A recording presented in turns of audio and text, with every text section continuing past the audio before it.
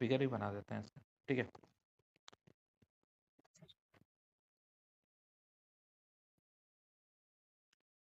Question number 4, fourth number में लिखा गया है कि a well of a diameter 3 meter is dug 40 meter depth।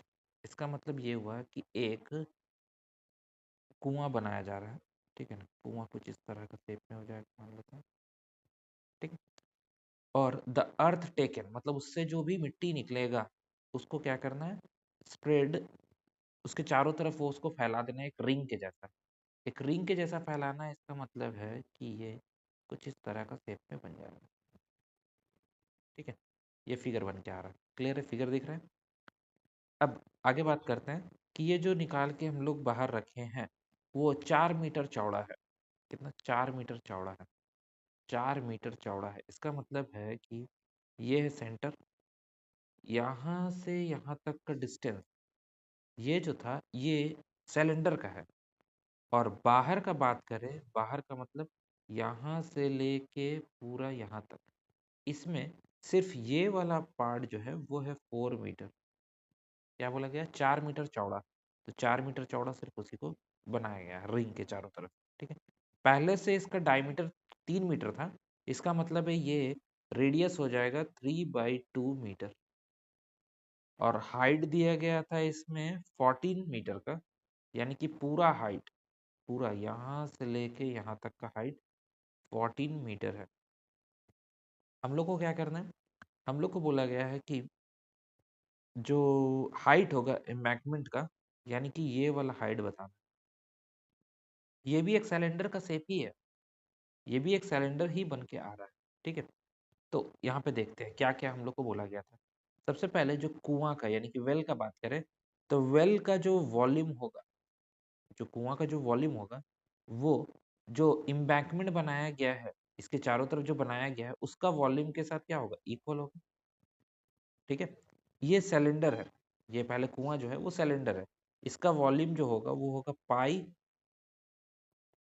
Are square h is equal to, और दूसरा वाला जो होगा उसका थोड़ा सा अलग टाइप का है। ये कैसे, ये बड़ा वाला पाई आर स्क्वायर एच में से माइनस किया जाएगा पाई आर स्क्वायर एच।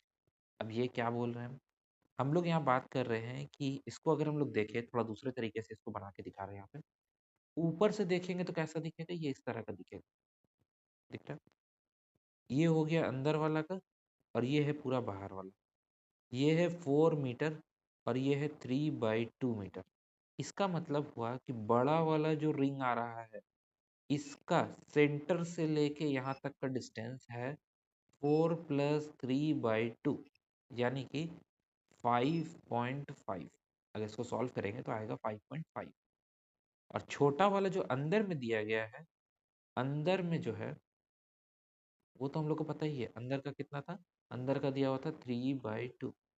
तो हम लोग को क्या चाहिए, हम लोग को चाहिए ये वाला पार्ट, वॉल्यूम तो इसका निकालना है ना, ठीक है। ये डेप्थ में है, ये कुछ इस तरह का फॉर्म में है, ठीक है। ये कुछ इस तरह का फॉर्म में दिखेगा।